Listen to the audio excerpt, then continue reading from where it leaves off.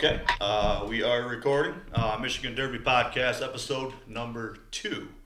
Episode number 2, meaning we do have a lost episode, will be aired 1 year anniversary from yesterday when we recorded it.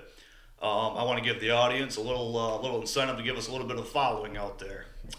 Michigan Derby Podcast, sponsored by Blade Steel Supply. I say it one time during the episode, that's it. It's the business I don't talk about. Tonight's guest is the one and only Jack Fisler Jr. Jack, how you doing tonight? Real good tonight. Doing good tonight. So I want to start off by asking you a question about being a promoter at the level that you're promoting at. What is it like being in charge of a derby as big as Spring X or Mayhem? What's that like? Good question. It's I'm not gonna lie to you. It's stressful. It's very, very stressful. Originally Tori was the owner. He built up an empire and tried to fill his shoes and everything. And it's very hard. Got to gain trust and respect from the drivers. And this will be my third year doing it. And we had a real rough go at it in our first year. A lot of rain down there in Illinois and stuff, and we got Spring X was shut down. So, but I think we're starting to build a clientele and some trust and everything from the drivers. But it's not a piece of cake. I'll tell you that right now. Yeah, it is not easy. One time, Tori had the We Crash website, over 44,000 drivers. He put on the biggest show in the country. And did you ever see yourself being in charge of a derby of that caliber? Absolutely not. I never truly, honestly, never thought I'd even be promoting, even at the state level, as I do with my other business, USA. I never saw myself doing that, nor on the national level. Honestly, it just ended up happening. I never ever thought or dreamt about it, honestly. So we all know that you promote. You own Derby Icons in USA up here in Michigan. You are also you still drive occasionally, no? Yeah, I do. I try to get in a car once or twice a year. There's really not a lot of time. I do have a couple of my kids up and coming and starting to run. And still trying myself, but yeah. No, I got you. Yeah, you did have the Imp last year at River City Rampage. Yes, I did. I was able to run once last year, yes. Okay. So the spirit of the podcast is I want to get the drivers to talk about how they started out and how they got to where they're at today. So Jack, let's go back. Let's go back to you're a teen in high school and you're thinking about running your first derby car. You got started that young, didn't you? Yeah, I did. Matter of fact, my first actual demolition derby first car I jumped into, I was 14 years old. That was my very first derby. That would have been back in Richmond, good old days, back in the day. I was kind of born and raised into it. My dad derbied for years, just like a lot of everybody else around the cars my whole life and everything, and had an opportunity at age 14 to get in a full-size demolition derby. What year was this? That would have been 1991, if my memory serves. I was 14 years old, so it would have been 1991. Richmond Good Old Days Festival. So in the early 90s, you're just starting to run. What kind of car? What were a lot of the common cars back then at a derby in Michigan? Back then, there were the sedans and wagons. Back then, we were still running Imperials. They weren't outlawed yet. So a lot of your old iron cars, your big wagons and Imperials back then. What was your first car? My first car that year I ran a 76 Buick wagon. Small block Chevy. Back then, we weren't putting all that money in the motors. You're lucky we were doing maybe like cam lifters, time chaining gear in them on a stock lower end, but that's what was put in the car. In the early 90s, you guys were doing motor swaps. Yep, we were doing motor swaps. Nothing, like I say, nothing to the extreme. And up here in Michigan, like I say, there had been maybe a few that did complete rebuilds on the motors, but for the most part, you just took a stock lower half and, freshened up the upper half and motor trans. Back then, if I remember correctly, we weren't even welding doors yet, not up here in Michigan. Did you own a welder at the time? Uh, we owned my dad had a stick welder, good old arc welder. Yep. Weld the rear end, weld the bumpers on, and honestly wire your doors and a few other spots on the body, and that was it. Okay, yeah. So how'd you do okay, so before we get to that, you're 14 years old. You just built your first derby car, and you said Richmond Good Old Days? Yeah, Richmond Good Old Days Festival. Okay. Yes. So you're driving out onto the track, your first derby. What's going through your mind? Yeah, very nervous, scared. Probably, if I remember correctly, probably kind of almost cried. Not crying, but very nervous, very shaky, nervous, butterflies. Just like a big ball of every emotion you've ever felt, like to the big nth degree. It just kind of snowballs into one big giant, like overwhelming feeling. Oh, absolutely. You're talking this 14 years old little fat butterball kid there going out on the track with full-size cars now, V8 cars.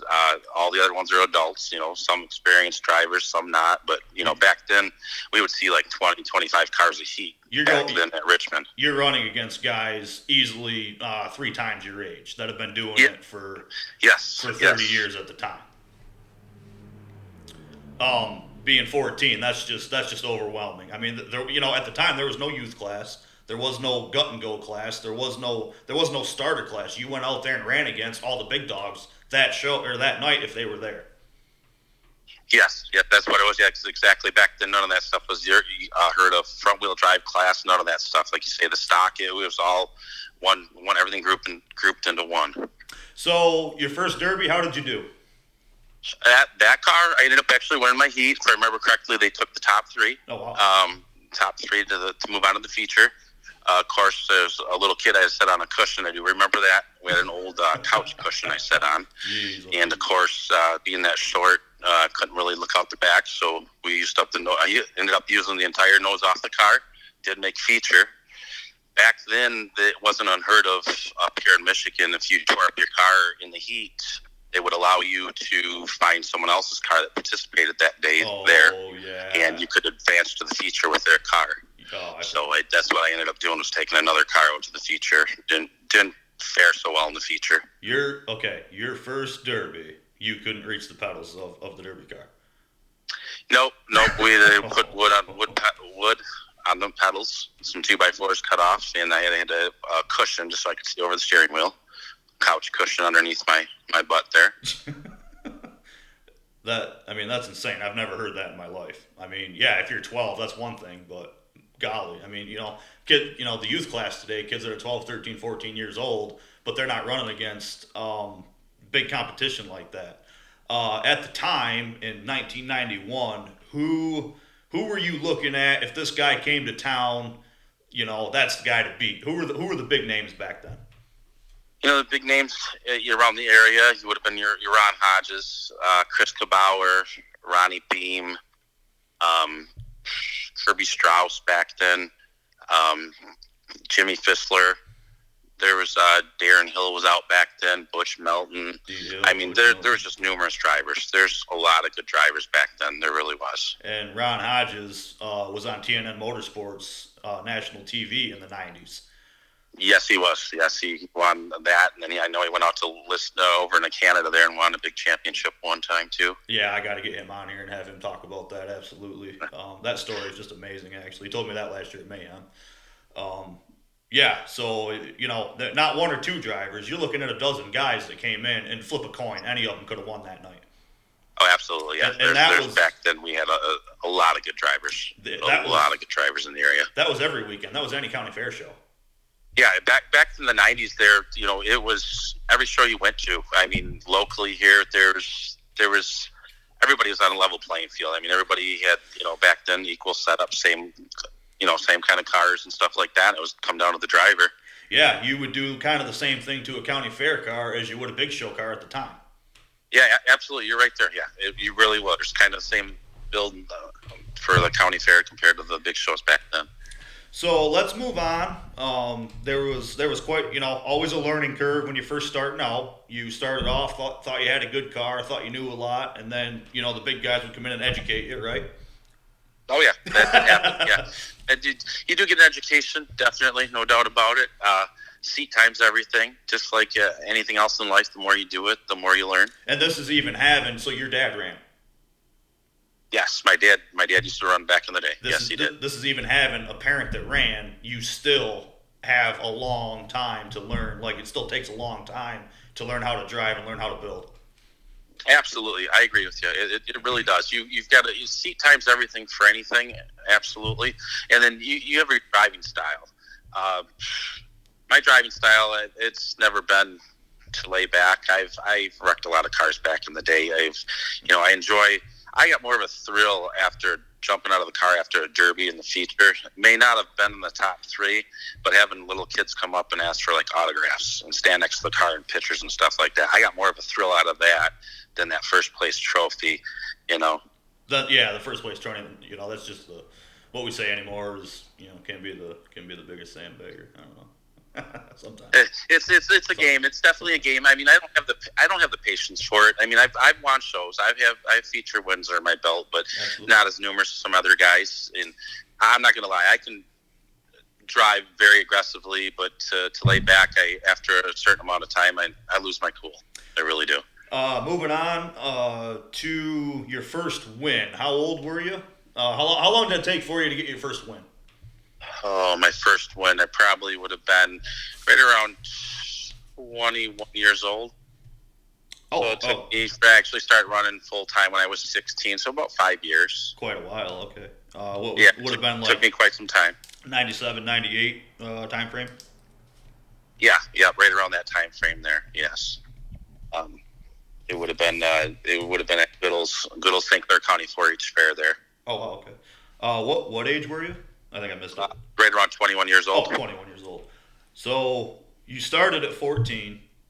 You're derbying for 7 years. You're learning. You're rebuilding. You're going back to the drawing board. You're running some more. You're going back to the drawing board time after time. And let me ask you this: how many shows a year did you run from your first derby until your first win? I would run about, back in the day, I would run right around 8 or 10 derbies. I ran mostly local, right around the area. I'd run 8 to 10 derbies a year. Probably not as nearly as many as some others ran, but I would do all my local fairs and travel probably within an hour and a half of my house. Yeah, I mean, that being said, you ran a lot of shows until you got your first win. Yeah, I ran, absolutely, yeah. So after, if I do the math right, I mean, 7 times 8 is 56. Yeah, 56 derbies before I finally got my first win. Like I say, I had more fun wrecking the cars. I did. I wouldn't be scared to get in the throttle. Normally, a lot of the times, I'd make feature. My car would be wadded up. We'd go back. You pull the nose back down, and you know how it goes. You take past what it was stock a little bit, and you're only good for halfway through the feature like that. Yeah, I'm not ripping on you. What I'm saying is, you've been running for 7 years. You finally got your first win. What was going through your head? How did you feel about that?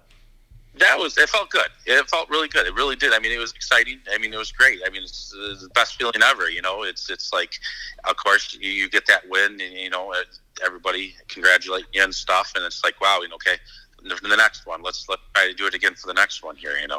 It's hard to explain. It's a great feeling. What kind of car was it?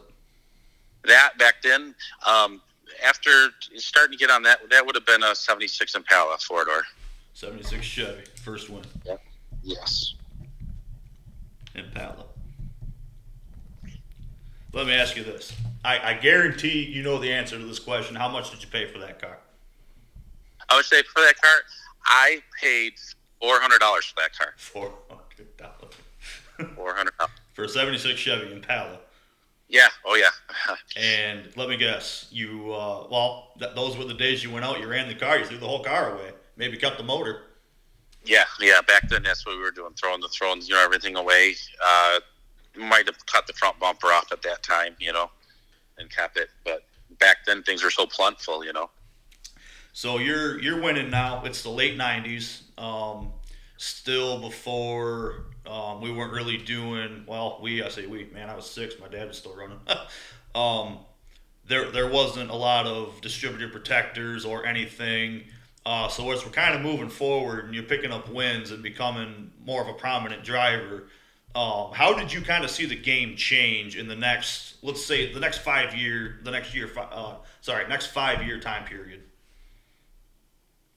The game, starting to come more into the bodybuilding part of it. You know what I'm saying? We started to pull body mounts out, dropping the body flat on the frame. Welding doors started to come in, welding your trunk lids.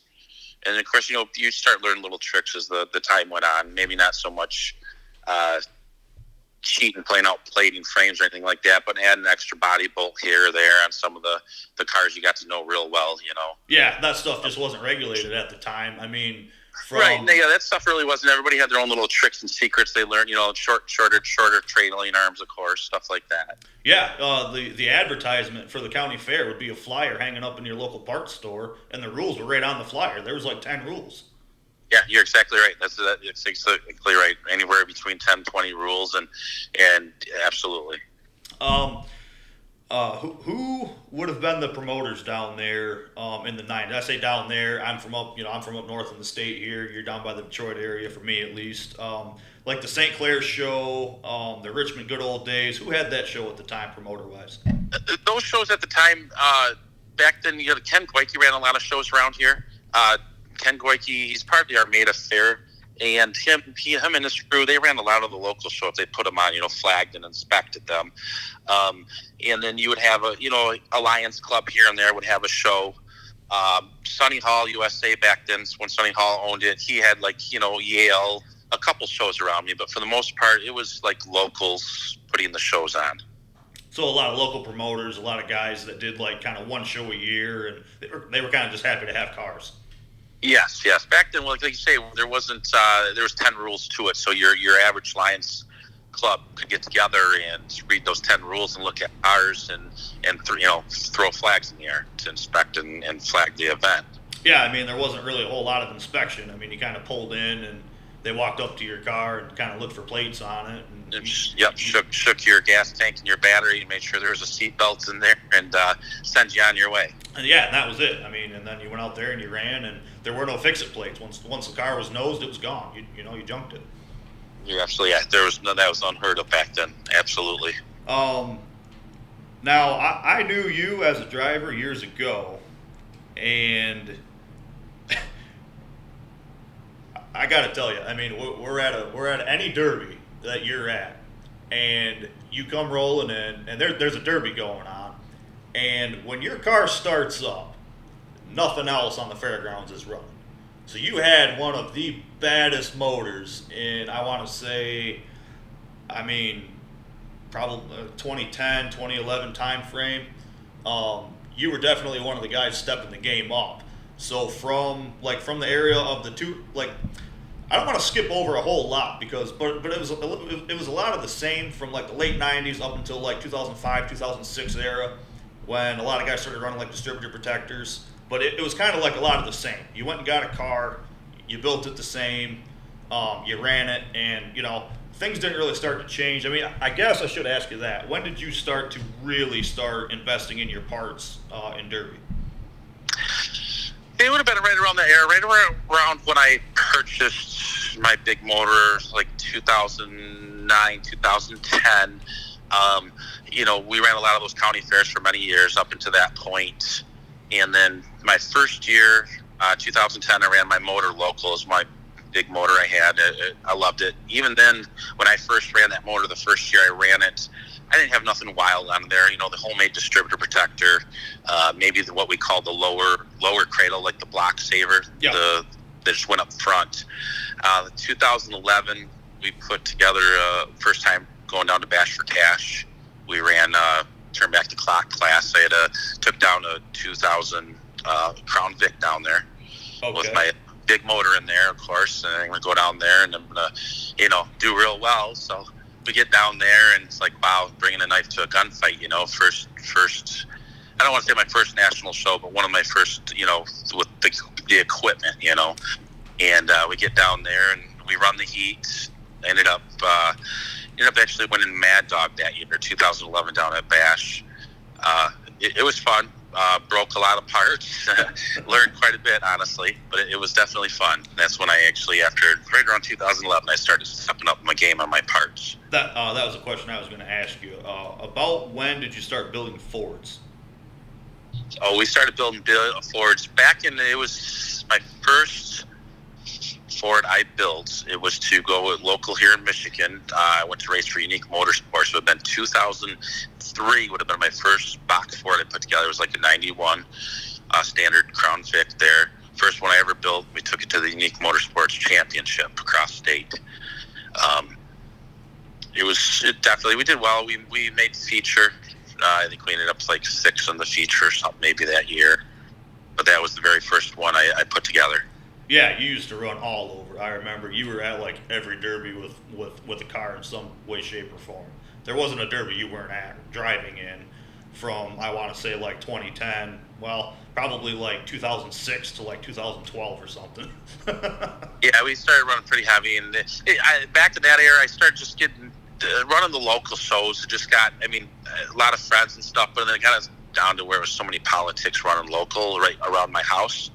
So I started traveling to the west side. I didn't have no friends. I don't want to say I didn't have no friends, but I didn't know anybody. I found it a lot funner to go out in the heat, be able to hit whoever I wanted to hit without someone coming over to whining or wanting to argue after the fact. Hey, you hit me, you shouldn't have, So I started running on the west side, for like there 5-6 years. And to be honest with you, kind of kept to myself. I really didn't want to make too many friends, which sounds stupid, but I enjoyed wrecking a car more than, having to get involved in the politics side of it. You didn't want to wear out your welcome.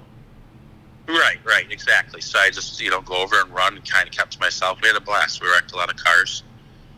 Won a couple shows. We'd always end up in the money, but, for the most part, we'd run out of the car in the end. Yeah, you tend to have that problem, it seems like, from what you're saying. Too heavy on the right pedal. Yeah. But it's fun. It's definitely well worth it.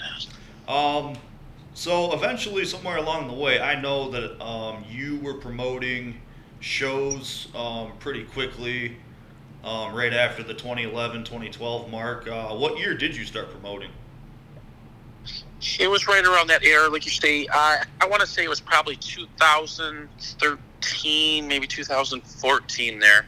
I started promoting some local shows around my home.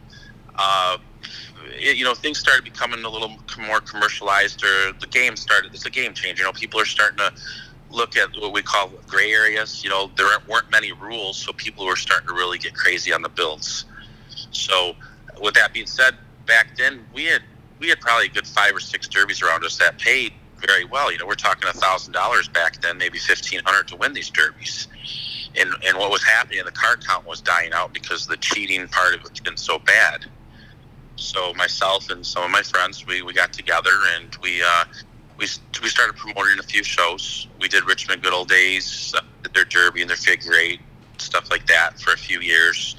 And then we ended up picking up Eastern Michigan Fair, which is Emily City by us, and we ended up getting Sanilac County, which is Sandusky. So I think one year we ended up doing like 3 or 4 just strictly demolition derbies, locally. And we did that gig for a couple, 2 or 3 years like that. Yeah, there was an era there for a minute. There was a few years where everybody was just plating the crap out of their cars, and you'd have 6 cars at a derby, and guys like you came in and said, "Hey, we can't have this. The sport's going to die." Right, absolutely. That's exactly what was going on. So we wanted to, and again, that was the game changer there when that stuff started coming about. Your local Lions clubs that, with the 10 rule, they no longer could inspect cars and stuff. So that's kind of how we got into that. So. Yeah, I used to run locally at the time, and I discovered that your set of rules was, it was, at the time, I think it was like 8 pages long. And we're used to, a half a page of rules, and I opened up yours one day, and I'm like, man, this guy has everything covered. You're not going to slip nothing past this guy. Yeah, it was. We had to define that 'cause that's where everybody. Well, the rules don't say it. The rules don't say to do it this way or that way. And it's crazy. People. Back in the day, people think demolition derby. Wow, you just knock your windows out. Now, it's evolved so far where it's like you almost have to be a lawyer to write these rules. You know what I'm saying? Just one little word. Like the or maybe. Just one little word could be a game changer. Yeah, yeah. So. It's very crazy, no doubt. Well, and that being said, you guys, I believe your mentality at the time, because you guys told me this, was I believe I had a door plate one time that was a quarter inch too long, and you guys made me cut it. And I'm a driver, okay? I'm thinking this is ridiculous. Like, why do I have to cut a quarter inch? And you guys are telling me, hey, listen, it starts at a quarter inch, and then it's an inch, and then it's 2 inches, and then we might as well not even have a set of rules. We stick to the rules. And I had never ever seen in my life at that time a promoter stick to his rules like that. Yeah, it like you say, it upset a lot of people. It took a year to people get drivers to understand what we wanted. I mean, like you say, if the rule says 4 inches, we let you go by a quarter inch, 4 1/4. The next guy's a half inch over. The next guy's where do you draw the line? Then how is it okay for you to be a quarter inch over? It sounds ridiculous. But certain aspects of it. Now that's where we caught a lot of flack when I did ended up being an actual promoter here. People getting upset about that stuff. Well, a quarter inch can make or break a car. Right. It really can. If you're trying to get something something to slide into here and meet up with whatever else you got going on, that quarter inch or that half inch weld counts. Oh yeah, I agree with you absolutely. And if you walk past a car and he's got something tied in that I couldn't do because of what the rule is, and his plate's a half inch longer, he's going to nose my car because he got to do something that I didn't do. Right, exactly. And I actually enjoy the promoting part of it. I much rather be running in them, but like you say, I love the sport. I don't want to see it die. That's for sure. So kind of going back to your driving years, what would you call your most favorite, or I guess the biggest win, your favorite derby, the favorite car you built? Any of them. I mean, you ran so much, you derbied so much, you had to enjoy the crap out of it. That's why we do it. What was your favorite? What was your favorite time or favorite era? Oh goodness, it would have been the Earth. Honestly, it was all great. There's no doubt about all of it. But if I really had to pick apart, back when I first ended up, 2009 there, when I ended up getting my big motor, because at that point, like I say, I'm more about going to have fun than try to get that first place. We all want the first place, but I mean, I was more about having fun wrecking a car, and I didn't care. You know what I'm saying? So right around 2009, 2010, when I ended up getting my big motor, I really, really had fun. Yeah, I got a quick story about running against Jack with that big motor. TNT came to, Todd Sorensen came to Gladwin, our local show. We're from Gladwin County up here, and he was allowing Imperials in for the first time since, I want to say, probably since the 90s that Imperials were allowed to derby in Michigan. Really, if anywhere, even local, or not local, surrounding states weren't even allowing them. It was a pretty big deal that he was letting them in. And back in the day, Dad was a big Imperial builder, so we were going to take Imperials up there. And we go out and buy these Imperials and build them, and we're looking at the frames on these things thinking, man, I see why they were outlawed. I mean, the frame on an Imperial is the size of my leg. It's so big underneath the doors, and it's so thick. I mean, they had to bend close to a quarter inch thick. And we're building these things for our local fair. We painted them up all nice, and we thought, man, who's gonna, honestly, who with a Ford or a Chevy Impala is gonna do anything to these Imperials?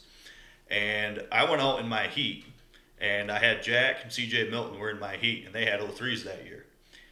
And not only did I not win the heat, Jack pretty much eliminated me in a single hit. I want to say I didn't even run a minute or two. I backed up, and Jack brought the 03 down the track and just eliminated the rear quarter on my end. Broke my axle, and we didn't have spare axles. And, I mean, you being the level of the driver that you were at the time, you knew how to take care of an Imperial, and you did it so quickly. I was just amazed. I was like, Man, I wasn't even mad. I was like, you know what you're doing on that level to take care of an Imperial almost instantaneously. And I just knew right then and there that you were just, definitely a top tier driver. Yeah, it's many years drive time and then many years of watching as a little fella there. Seeing so many Imperials, I watched like you say, I've watched a lot of the Derbies before and seen what it took. The weak part of the Imperials, knowing the cars and stuff like that. But yeah, it was about having fun, definitely. And then I know, pulling down that track, like you say, long time Imperials weren't allowed out on the track. And then you were the one to beat, honestly, in that car. I appreciate it because there were some pretty top tier drivers there that night. I don't even honestly know if it'd be a contest today. I mean, you pull out on the track with an Imperial, and honestly, I don't know why more promoters don't let them run. I found this out. You pull out on the track with an Imperial, you're gonna get. I mean, it's like piranhas. You're absolutely right. You're gonna have 5 or 6 Fords on you immediately, pushing you over the berm, breaking your axle, breaking your steering. That Imperial, I mean, you can build one and take it somewhere, but you better pack a lunch because you're gonna be sitting there most of the heat.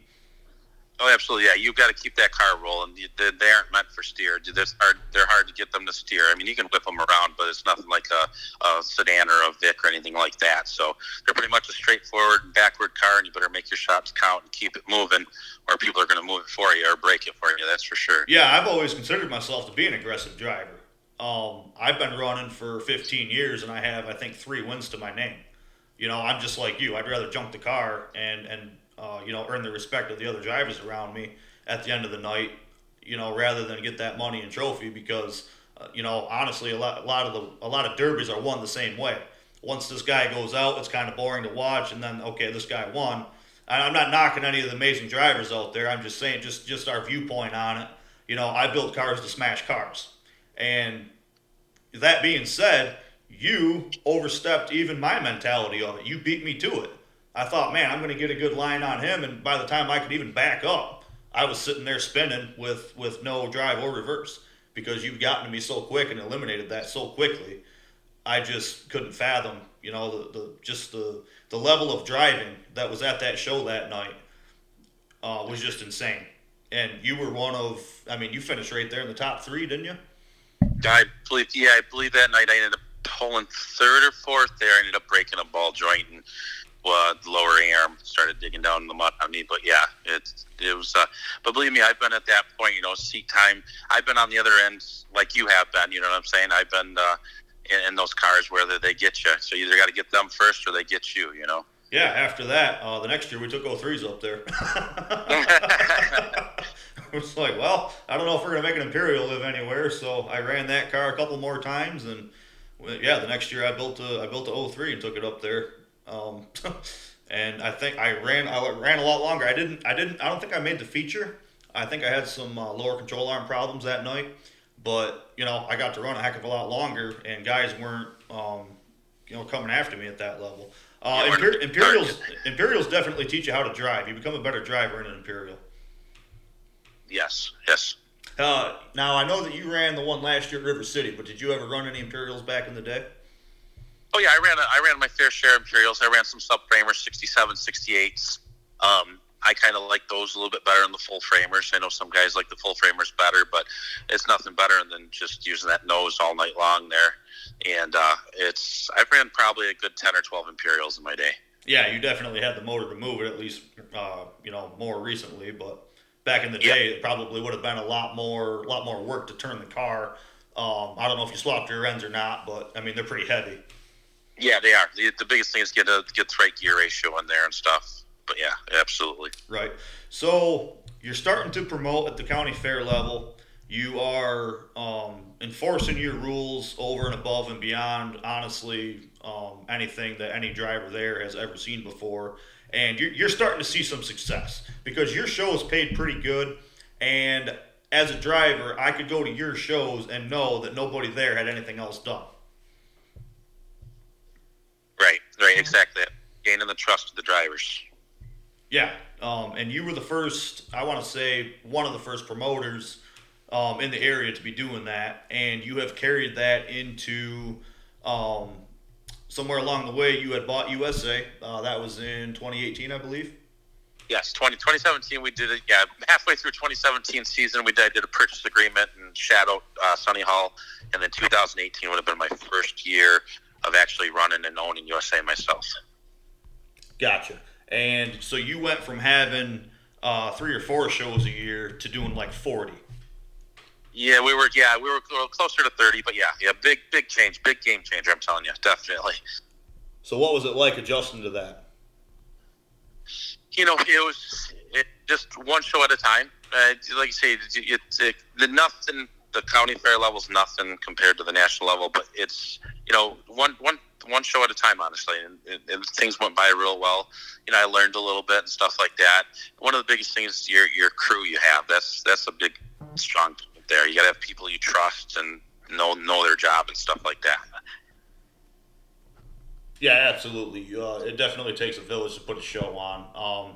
I was gonna kind of ask you, your Derby crew, officials wise, you've always had. Did you always have like a crew to help you build your cars, or did you mostly build by yourself? For the most part, I usually built back in my younger days. The build was just my dad and myself. And then, some friends would come over and help us some. And then the older I got, it just pretty much myself. And there's a few stretches there when I started running on the national level. I had a couple of my friends, Don Rickett and Troy Sweet there. They put a lot of time and effort in my cars with me when we started running some of the national shows there. Oh, yeah. Don and Troy, I believe, were your inspectors there for a while, too. Yep. They inspected with me, and we started out together. And, on the inspection part, you can find employees and inspectors, to help, but you got to have people you trust as far as knowing they'll call, be equal across the board and call everybody out, point things out. And them guys were definitely top notch on that. Yeah, the communication has to be on point at a show where you just, you've got like a big circus going on. Oh, absolutely.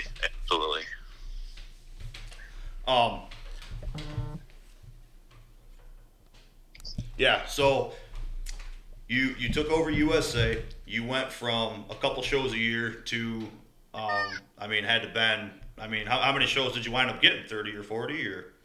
Yeah, we ended up doing. I think my first year we had 30, and then we're trying to build a little bit more. I think this year we're scheduled to have 34 or 35 shows. Gotcha. If we're able to do anything in Michigan here this year. Okay, and then you decided that's not enough. I'm gonna buy Derby Icons out. Yeah, I don't know what I was thinking there, honestly. After owning USA and I went out to Spring X, it would have been, I think, 2009 or 2018. Went out there and watched it and camped for the weekend and stuff. This would be cool, really, to have a national level show. I really would.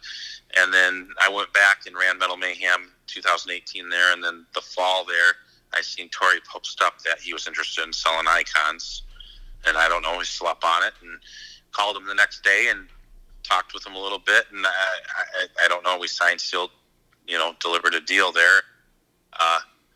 Definitely after I purchased it, I was very overwhelmed, and then going into 2019 there and doing Metal Mayhem, actually Spring Explosion, I should say, down there in Champaign, Urbana, Illinois, really rough on me for sure, no doubt about it. Very stressed out.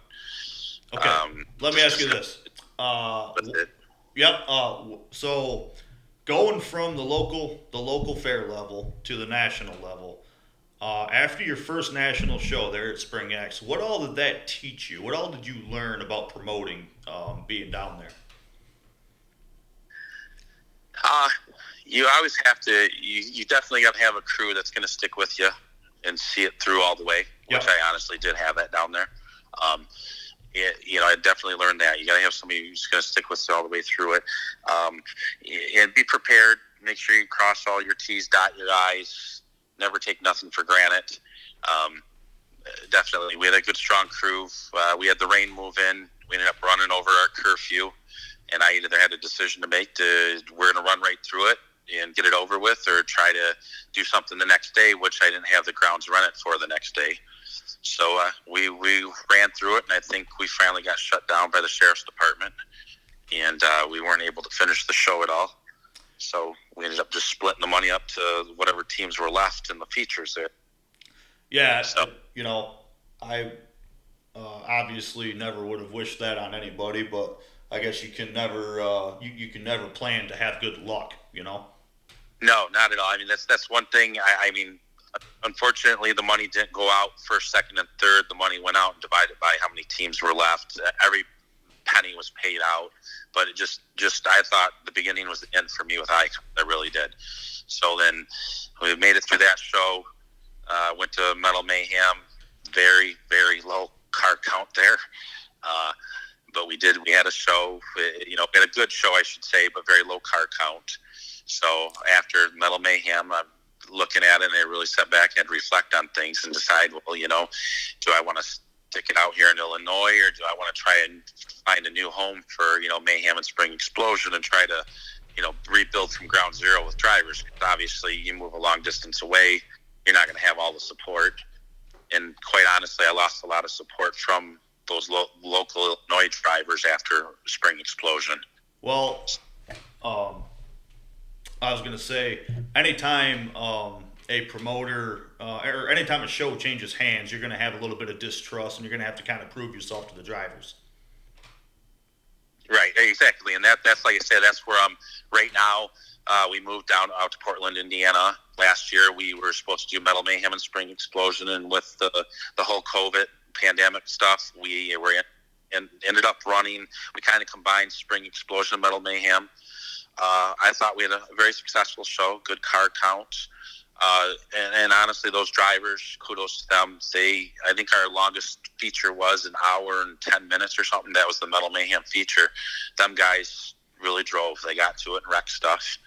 I've got a hell of a good crew, inspection crew now. Toby Hiley, Trace Braun, Matt Crow, and Jeremy, and there's quite a few of them. Chris Pataki and Chris, everybody. So it's really about having a good crew and trust. And I can't say how other promoters speak or think or what they want exactly, but I can tell you, as far as me promoting, I want my inspectors to find things. I don't want them to, we don't got to scratch that spot or grind that spot or scrape that spot. They're all knowledgeable. They know where to look for the stuff. And I'm not looking to send guys home, honestly, but I'm not scared to. But I want the trust of the drivers. I really do. I want you to come down and enjoy the weekend and feel that you've brought a car that you're on a level playing field with everybody else.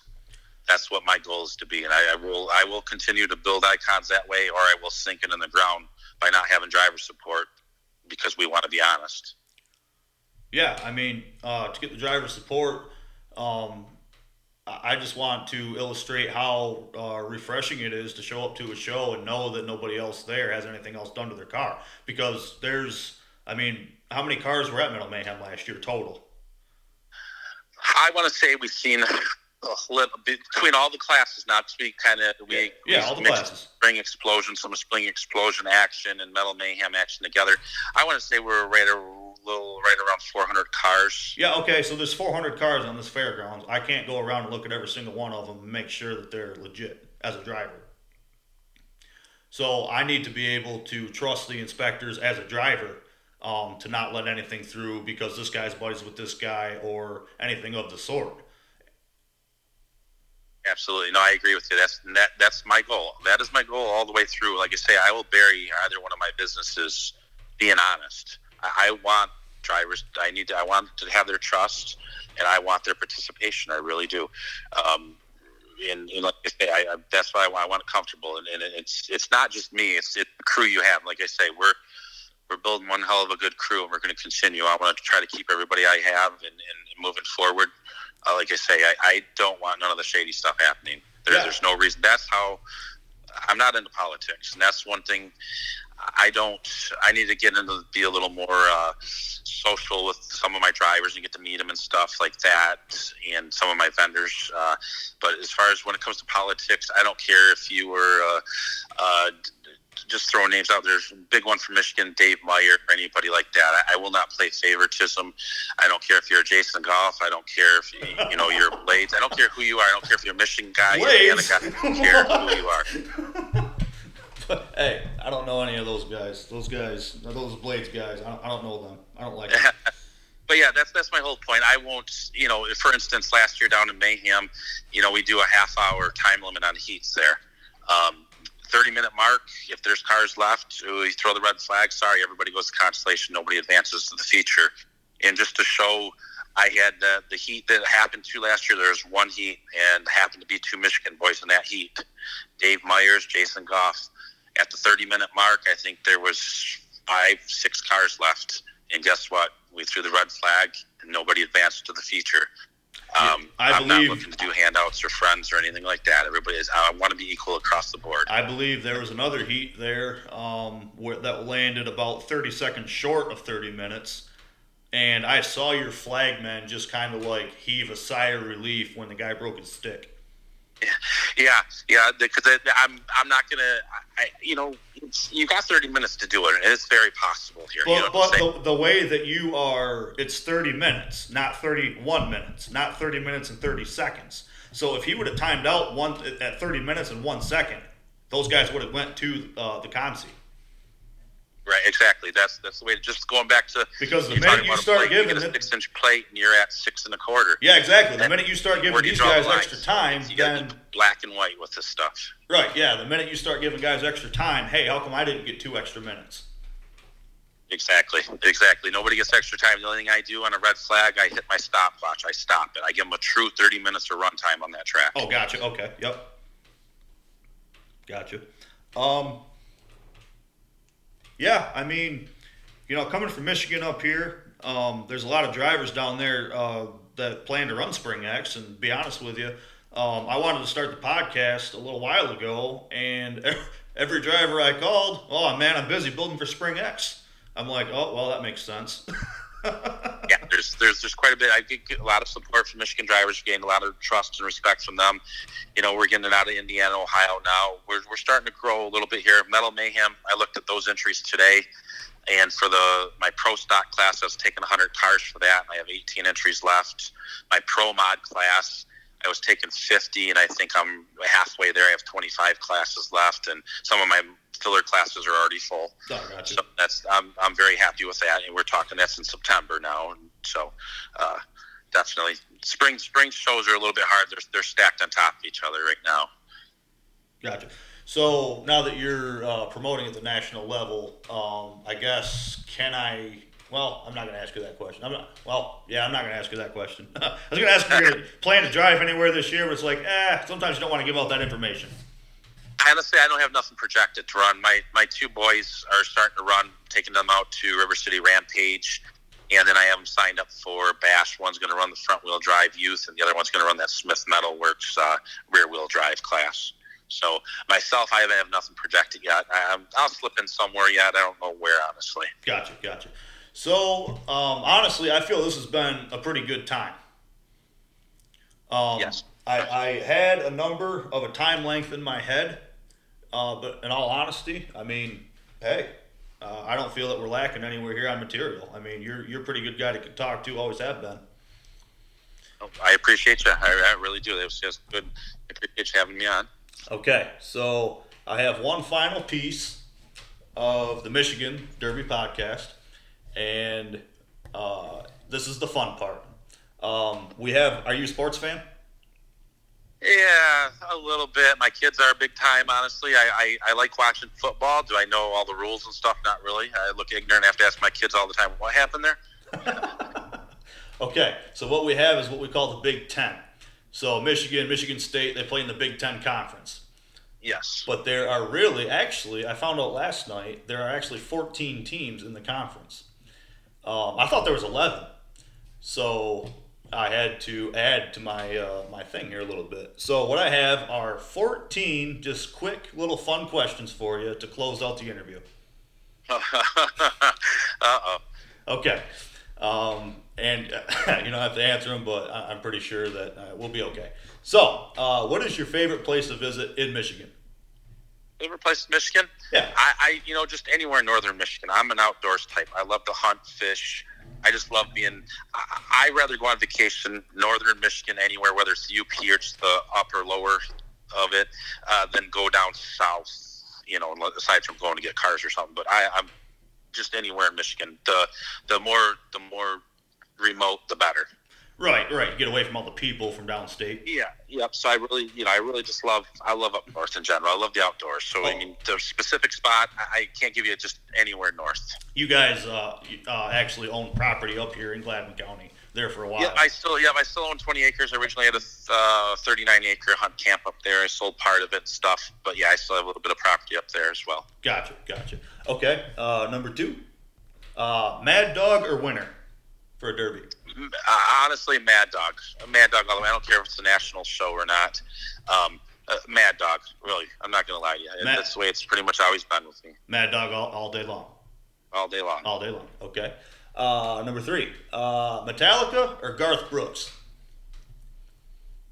Well, I guess it depends on what I like them both. You like them both? Now, building, I'll tell you, here, I'll break it down real quick for you. Building a car, working on a car, Garth Brooks. Okay. Wrecking a car, Metallica. Oh yeah, that's a good way of putting it. Usually, because honestly, the heavier stuff, when I'm building the car, things don't seem to go good. Music sets your tone. It sets your rhythm, your vibe when you're working on something. So if I smash my knuckle or cut myself or something, listen to Metallica, I'm going to end up throwing a wrench. If I'm listening to Garth Brooks, I'm a little more cool and calm and collective. Now, wrecking a car, Metallica, I'm wound up. Hey, listen, when I'm stripping a Ford, I'm throwing wrenches anyway. Those things are no fun. Okay, let me ask you this one. New or old iron?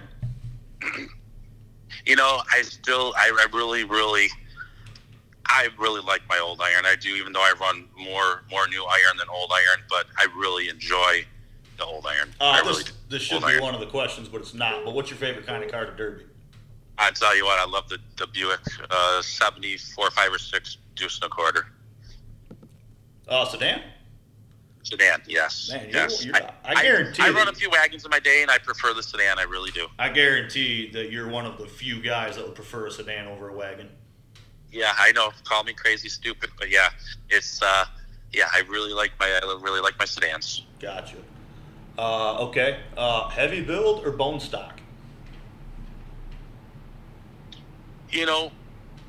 I've done either or. I'm really starting to like in my older age the mediocre, like pro stock build. Hey, you can't say that. Back in my younger day, don't get me wrong, in more time and stuff, more energy, the heavier build, which it really didn't start existing way I was younger, but right. But now I'm really liking the pro stock. Yeah, you can't get old because then I'm getting old too, so we can't be having. Yeah, I know. Okay. Chocolate or vanilla? Oh, I'm a thick person here. Chocolate all the way. Chocolate. Yeah, I can't stand vanilla myself. Even ice cream with all the syrup on it. Nope, it's got to be chocolate. There's no way I'm having anything vanilla. It's a fat guy's weakness.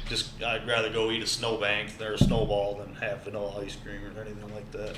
I agree there. Okay, beer or whiskey? More of a beer drinker. Whiskey, it's bad.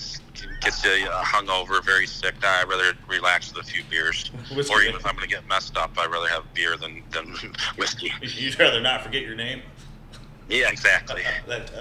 That's happened to me a few times. A1 or Worcestershire?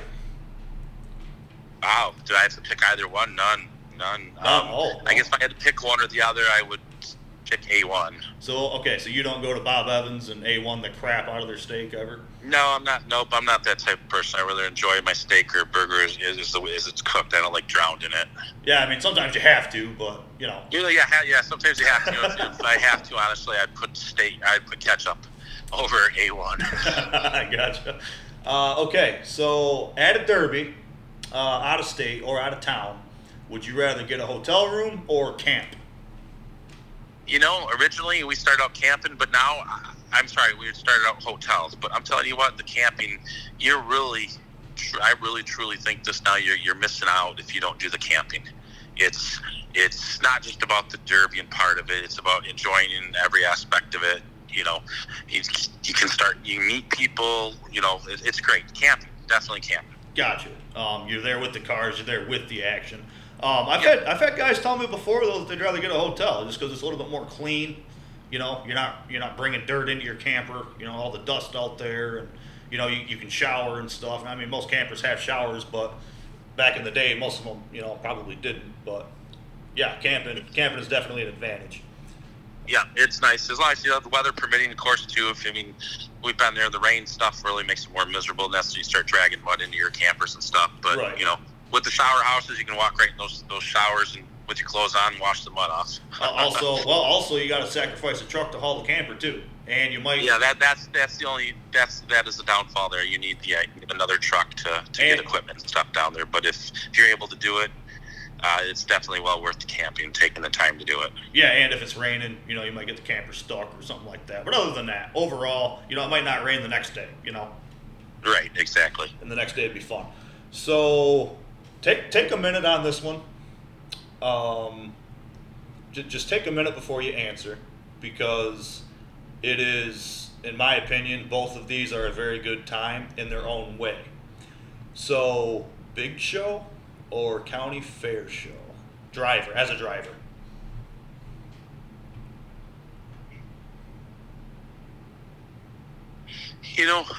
Nowadays I would say big show. Honestly. Okay. Big show. County fair level. I mean, I know I just get more of the thrill of trying to get your name out there, your driving style, meet different new people. I guess I'm old enough to where I've done enough of the county fairs and stuff. Okay, yeah. At this stage, yeah, it makes sense. Yeah. But sometimes you just can't miss the small town feel of a county fair show. No. It depends on what one. Where you pick a certain one or something. Everybody has their, and that's one thing I've learned on promoting. Whether I'm promoting on my USA local or on the national level, you're never ever going to pull a driver away from his hometown fair. No, absolutely it don't not. matter if you're paying $30,000 first place or you're doing a certain build. You are not going to pull a driver away from his hometown fair. I've seen that myself. If Gladwin had something, I don't care if it was, no offense, if it was the same weekend as Metal Mayhem, and I would be at Gladwin because that's my local fair. I have to, in my own mind, I have to be there, or that derby's not going to survive. That's just how people view it. And I totally respect that, and I understand. That's why I said that. I've learned that absolutely. You are not going to pull drivers away from their hometown fair. So that's what, like on that national level, early on shows or later on shows are the best, because summertime, once you start getting into May on through September, there it's pretty crazy with fair time shows. Absolutely. So big shows. Okay. So now you can give drivers all the crap you want at shows. Okay. You can rock people's worlds and take out their Imperial in like a minute or two. Nothing will get you as many haters as probably the wrong answer to this question. Does pineapple belong on pizza? Oh, I'm telling you right now, hell no. I do not like pineapple. No. I'm pretty sure that's probably the right answer. I don't think I'm going to have anybody I don't say know if it's right or wrong, but in my opinion, pineapple don't belong on pizza. It's like anchovies don't either. And I love fish. Oh, gotcha. Okay. Okay, Michigan question. Do you play euchre? I do play euchre. I have. I can't say I play it, a lot, but I have played euchre before. Okay. Be surprised at the amount of people that don't up here. They're like, "What's that?" I'm like, "Wow, okay." It's actually a fun game. If you get people who know how to play it, it's a fun game. It's enjoyable. No, it is. You get 4 people and a case of beer. Yeah, absolutely. It's a good time. It really is. You're either in a fist fight by the end of the night or really good friends. For sure. Okay, so what's your favorite kind of fudge? Mackinac Island fudge. Oh, you know what? I am a chocolate person. I'm really not too much in the fudge. You know what I'm saying? Oh, okay. But if I nibble. My wife loves fudge, so if she gets it, I'll nibble on it, honestly. But I really like the turtle. Fudge. Turtle. Okay. Yeah, absolutely. Okay, and the last final question of the Big Ten, but there's actually 14. You're going to want to answer this one carefully in case your wife ever hears it, okay? Blonde, brunette, or redhead? Oh, you know what? Brunette. Can't go wrong with Brunette. I'm kind of hoping you would say that because I'm pretty sure she's a brunette. Redhead. What? It's like the saying, the beauty's light switch away, my friend. It doesn't matter. Their hair color don't matter. You're looking for inner beauty. I just threw that one in there, just for the fun of it. So it's got nothing to do with anything. Hey, it's a podcast. This is the CB radio of the 2020s. It's the age of the podcast we're in. So you got to make it entertaining. You got to give the audience something to listen to. I probably asked you a lot of questions tonight that I will probably, that may constitute the same answers from a lot of different drivers. I try to stay away from that, but I did want to say this at the beginning of the podcast. I'm not doing this podcast because I feel I can do what Derby Media is already doing, only better. Most of Derby Media is they're at a show and they're trying to interview every driver there, so that driver winds up getting like 5 minutes. You know what I mean? Yep. So I agree there. I'm not, Great Lakes Thunder. I love those guys. I'm their biggest fan, and I always say that every time. And sometimes I wind up battling with people over who their biggest fan is. They always say I got to battle with somebody, which I'm okay to do. I love those guys. I'm going to get those guys on this podcast as well. I did ask them if they were okay with me doing a podcast before I started this one, and they were okay with it, and they're actually looking forward to joining me. And my hat's off to all the media that films derbies, that interviews people at derbies. They, those are the ones making derbies as big as what they are. The live stream guys, the Facebook profile guys.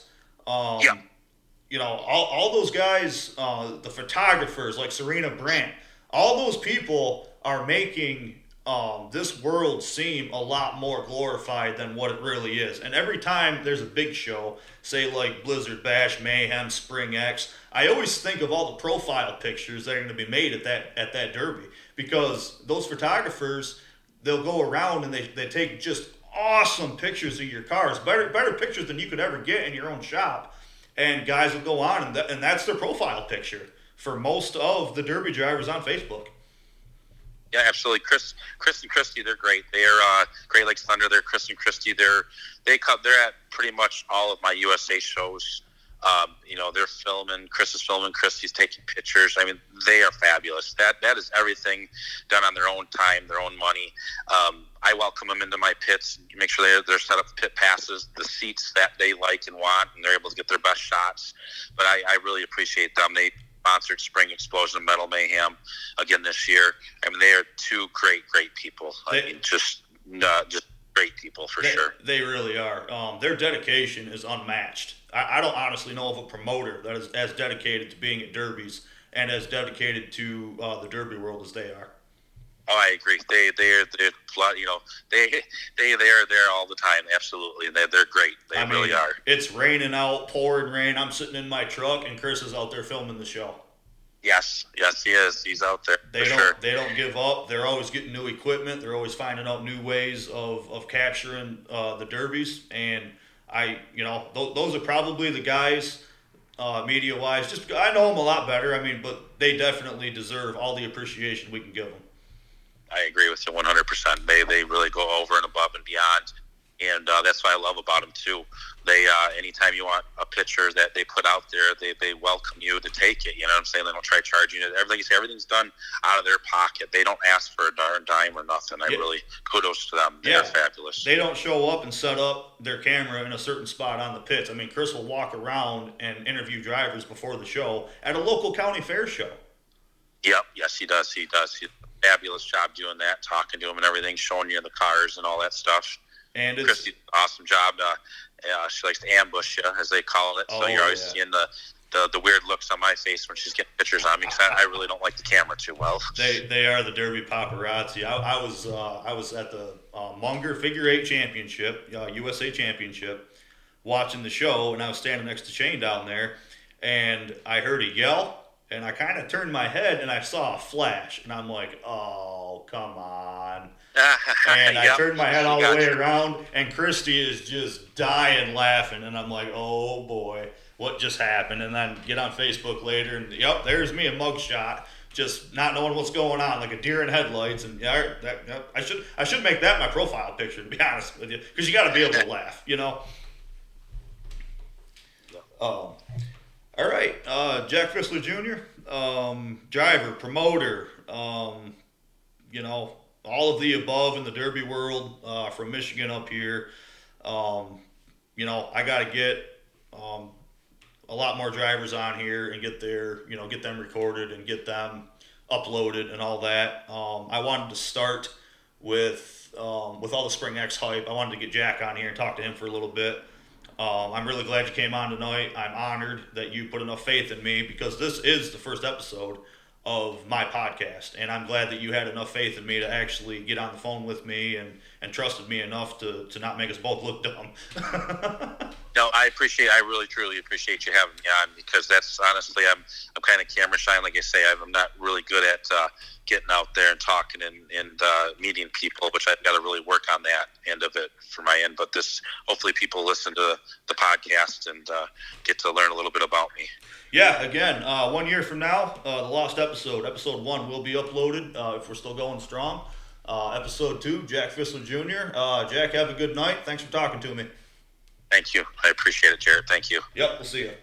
Yep, bye-bye. Bye.